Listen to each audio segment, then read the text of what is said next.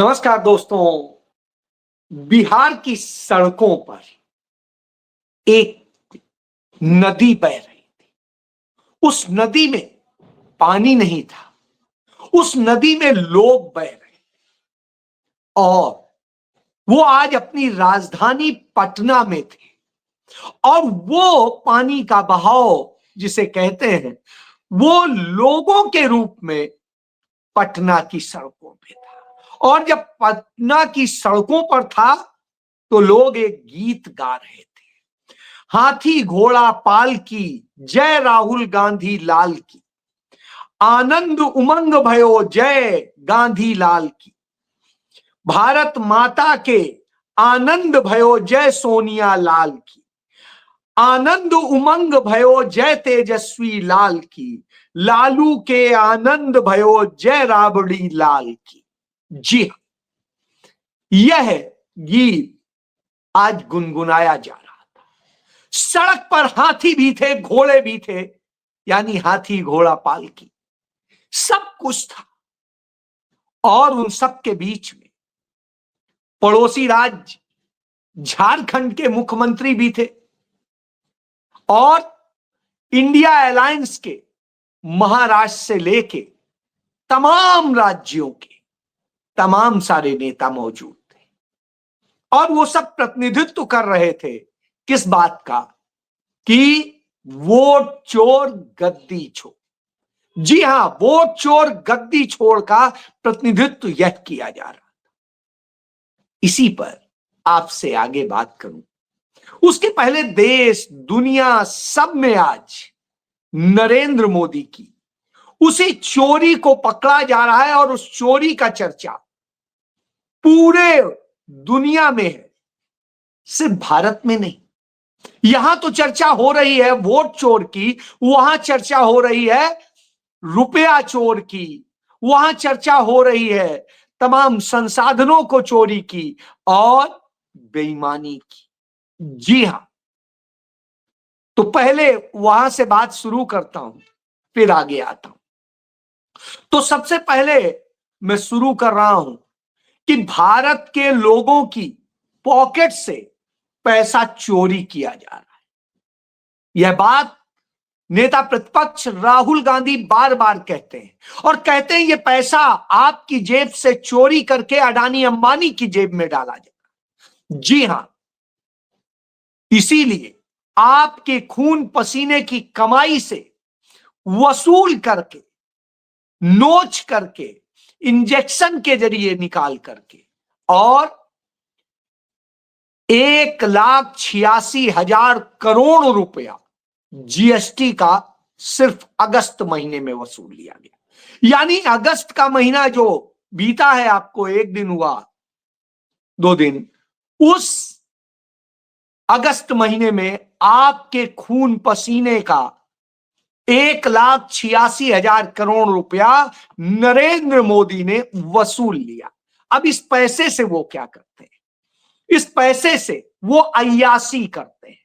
उस अय्यासी का एक उदाहरण जो आरटीआई में मिला, वैसे तो और भी है लेकिन मैं उसी का जिक्र करूंगा कि जिस समय पहलगाम में हमारे निर्दोष नागरिक मारे जा रहे थे, हमारी सीमा पर पाकिस्तान की गोलाबारी से 2 दर्जन लोग मारे जा रहे थे और उस वक्त नरेंद्र मोदी अय्यासी कर रहे थे सऊदी अरब में और सिर्फ 2 दिन से भी कम के लिए जो 2 कमरे बुक किए गए, उन कमरों का किराया दिया गया 10 करोड़ रुपए से अधिक।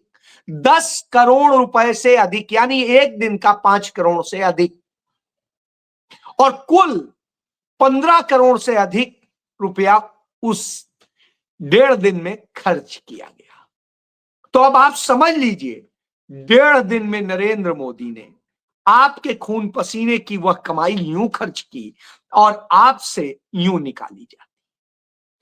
आप याद करिए, 2014 में आने के पहले, सत्ता में आने के पहले नरेंद्र मोदी कहते थे काला धन लाऊंगा विदेशी बैंकों से, वो आएगा तो आपके खातों में 15-15, 20-20 लाख रुपया आएगा। वो तो नहीं आया। विदेशी बैंकों में काला धन 4 गुना नहीं 8 गुना बढ़ गया। 4 गुना नहीं 8 गुना, वो तो बढ़ गया। अब काला धन मिटाने के नाम पे, नशा मिटाने के नाम पे, आतंकवाद मिटाने के नाम पे 2016 में 8 नवंबर 2016 को 8 बजे रात को घोषणा कर दी जाती है अचानक कि 1000 का नोट और 500 का नोट पूरी तरह इलीगल टेंडर हो गया, नोटबंदी हो गई। आपने भी कुछ सब्र किया, चलिए देश के लिए इतना करें। हमारे 125 लोग नोट बदलवाने की लाइन में, जिनकी खून पसीने की कमाई थी, वो उन लाइनों में मर गए और इस देश के तमाम कारोबार, तमाम सारी चीजें बर्बाद हो गई। दुनिया के अर्थशास्त्रियों ने कहा यह आत्मघाती कदम है, यह सबसे बुरा कदम है किसी भी देश के लिए। लेकिन साहब कोई फर्क नहीं पड़ता है, क्योंकि उसके नाम पर चुनाव जीता गया। अपने को तो पता था हम ये करने जा रहे हैं, अपने लोगों के पैसे चेंज कराने का सिस्टम तय कर दिया गया था, दूसरों को बर्बाद किया गया। कोई बात नहीं, चुनाव जीत लिया गया। 2017 में यूपी में भी सरकार बन गई बीजेपी की, और भी तमाम जगह, और भाजपा के नेता माला माल हो गए। भाजपा के नेता जिन बैंकों के प्रमुख थे, वहां पर खूब नोट बदली हुई, जिसमें अमित शाह जिस बैंक के हैं उसकी भी, और इसी तरह उनकी कमाई होती है। जैसे पेट्रोलियम में एथेनॉल मिला करके कमाता है जो नरेंद्र मोदी का, कह दें उनसे पहले का, या आरएसएस का सबसे खासम खास है, वो भूतल परिवहन मंत्री नितिन गडकरी, उसका बेटा 17 करोड़ की कंपनी खोल के और 1000 करोड़ के करीब कमा लेता है। तो ये होता है। इसी तरह तमाम सारी चीजें छोड़ी, आगे बढ़ते हैं। तो आपसे ये किया गया, ना आतंकवाद मिटा, तब से आतंकवादी घटनाओं में वृद्धि हुई। नशा ऐतिहासिक रूप से बढ़ा, और काले नोट का भी आरबीआई ने ही रिकॉर्ड दिया कि पहले से बहुत ज्यादा बढ़ गए। जो पहले 2016 तक आशंका थी, उससे 10 गुना ज्यादा काला नोट बढ़ गया। यानी वो भी बढ़ गया, करेंसी भी बढ़ गई, सब कुछ बढ़ गया। और नशे में सबसे ज्यादा किसने कमाया? अब ये जो नशा का तस्करी, जो आपके बच्चों के जीवन बर्बाद करने का, उसमें भी अडानी पोर्ट से ही 65% नशा इस देश में अडानी पोर्ट से आया। और इसके अलावा बाकी से आप समझ लीजिए। इसी तरीके से इस देश के सारे सरकारी एसेट, सारी कंपनियां, सब कुछ देने का जब काम हुआ तो सबसे ज्यादा किसे दे दी गई? अडानी को। और इसी तरीके से नोट बदली भी हुई और सब मालम माल हो गए।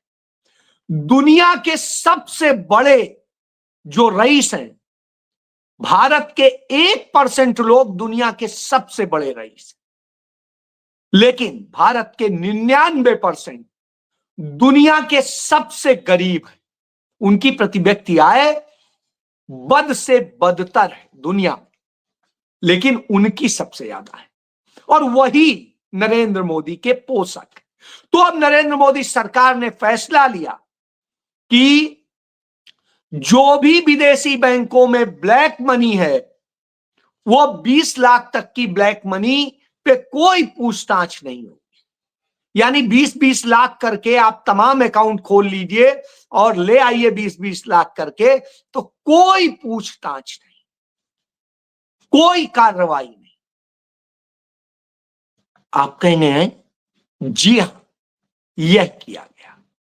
और अब अमेरिका के राष्ट्रपति डोनाल्ड ट्रंप के सलाहकार कह देते हैं कि रूस से तेल खरीद के सिर्फ चंद जो पूंजीपति, जो ब्राह्मण है, ब्राह्मण पूंजीपति, उन्हें दिया गया। वो अंतर नहीं जानते हैं ब्राह्मण का क्या है। ब्राह्मण का मतलब वो एलीट समझते हैं, बहुत बड़ा समझते हैं। तो उन्होंने इस दृष्टिकोण से कहा। उन्हें नहीं पता है कि अडानी अंबानी ब्राह्मण नहीं है, लेकिन फिर भी उन्होंने जो कहा उसका मकसद समझ कि इससे सिर्फ उन्होंने कमाया, भारत देश को कमाई नहीं हुई, भारत देश के नागरिकों को फायदा नहीं हुआ, उन्होंने कमाया। और इससे दुनिया की जो आतंकी और युद्ध की घटनाएं चल रही हैं उनको मदद मिली। जी हां, जब यह चीज सामने आती है तो आपको इसलिए सोचना चाहिए कि वो जब यह कहते हैं कि रूसी तेल से भारतीय ब्राह्मणों को मुनाफा वसूली हुई और कीमत पूरा देश भारत चुका रहा है, सच्चाई है। आपको एक पैसा मदद नहीं, उल्टा बढ़ोतरी हुई। और भारत चीन के करीब जाने से दुनिया में अशांति फैलेगी, बिल्कुल सही फैलेगी, और उसके असर भी दिखने लगे। डोनाल्ड ट्रंप के चीन से खराब नहीं, चीन अपने फायदे के लिए भारत को साथ लाके डोनाल्ड ट्रंप पे दबाव बढ़ा रहा है। उधर डोनाल्ड ट्रंप भारत को कमजोर करके चीन को फायदा दे देते हैं और को दे देते हैं भारत को नुकसान। अब यहां धंधा किसको मिलेगा? चीन को मिलेगा। चीन का माल अमेरिका तो जाता है, चीन रूस से सबसे ज्यादा तेल भी खरीदता है। भारत चीन के आगे घुटने टेक देता है। और वही अब बोलने लगा भारत का प्रधानमंत्री नरेंद्र मोदी, जो चीन चाहता था। बस यही है, यही सरेंडर है, नरेंद्र सरेंडर जो राहुल गांधी ने कहा था वो साबित हो गया, कभी अमेरिका के आगे कभी चीन के आगे। तो यह एक सबसे बड़ा सत्य। बहरहाल इस सत्य के साथ दूसरा सत्य कि अब भारत के सुप्रीम कोर्ट को भी भारत के चुनाव या आयोग पर यकीन नहीं रह गया।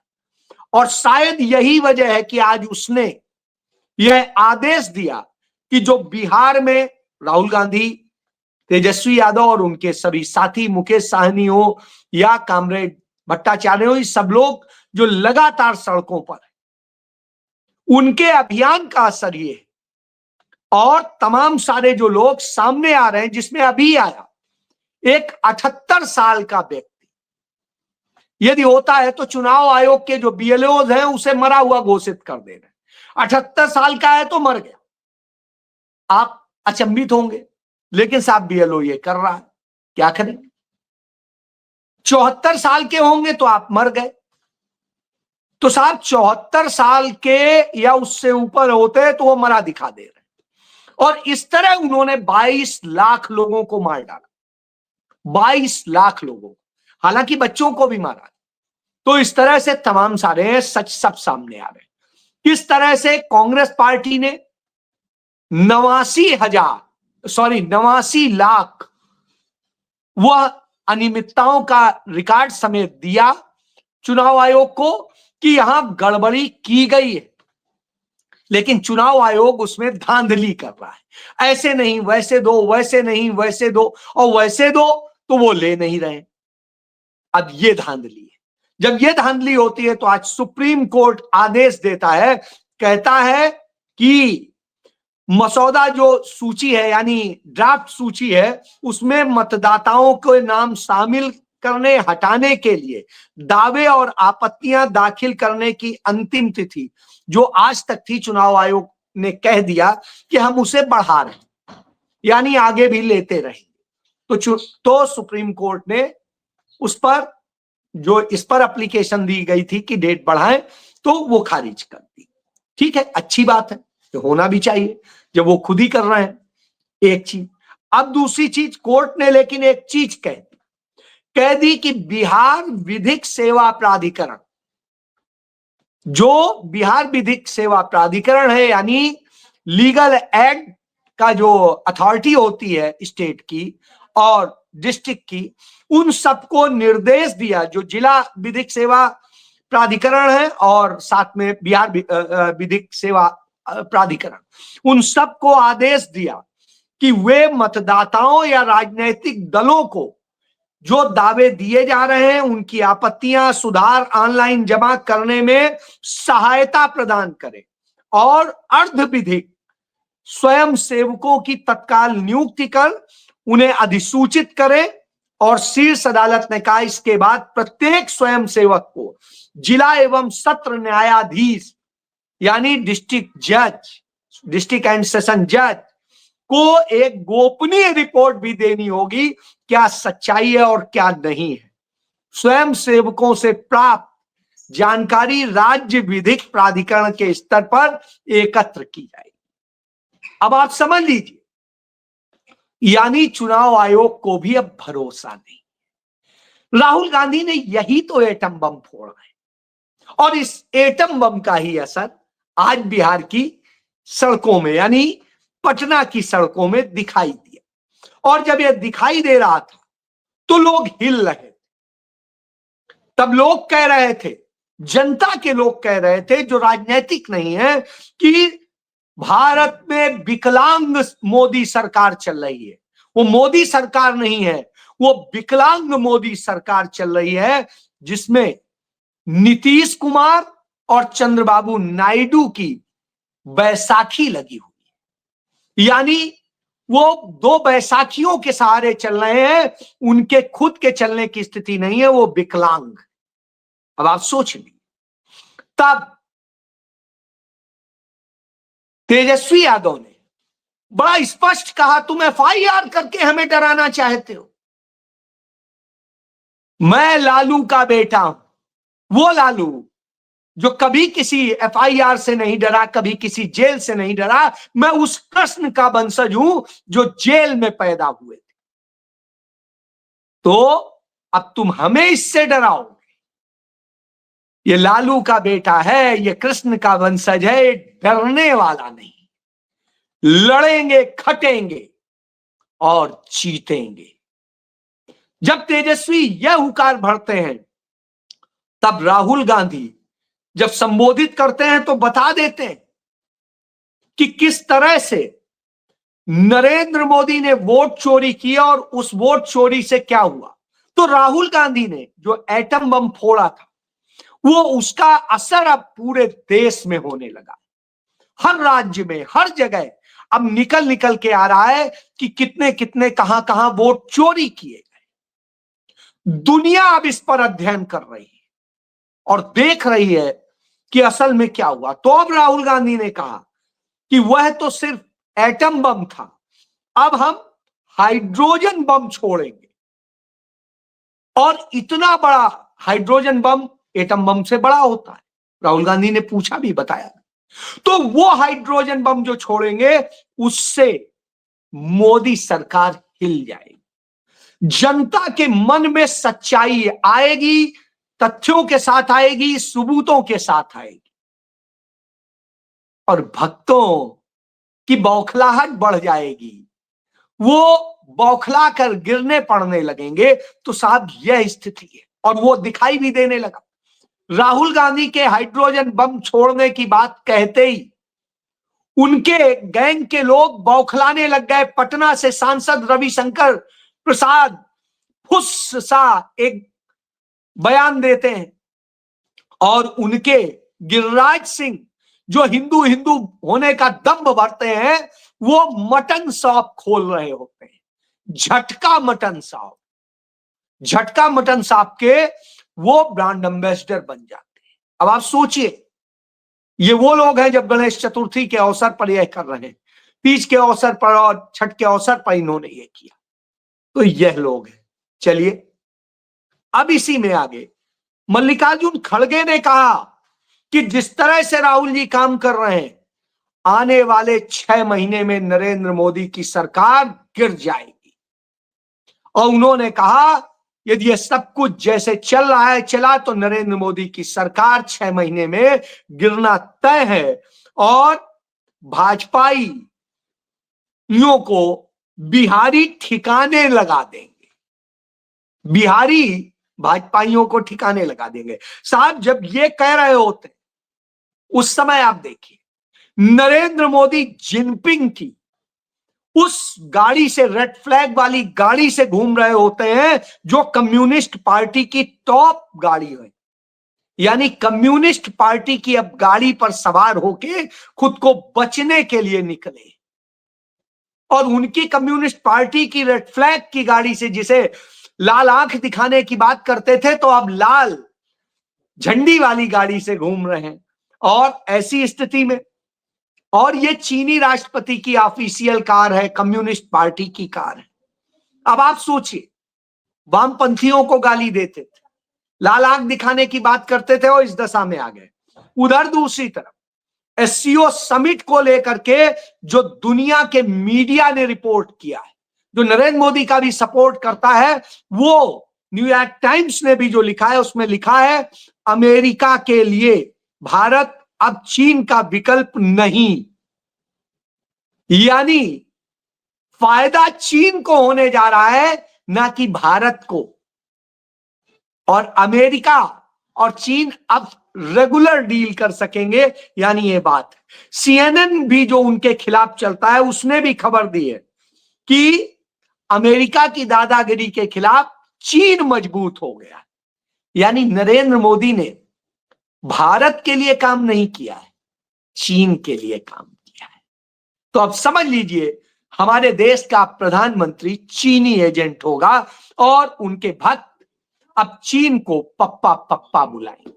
जी हाँ, लेकिन राहुल गांधी ने उनके पप्पा को दुनिया भर में वोट चोर साबित कर दिया। जी, वोट चोर, गद्दी चोर।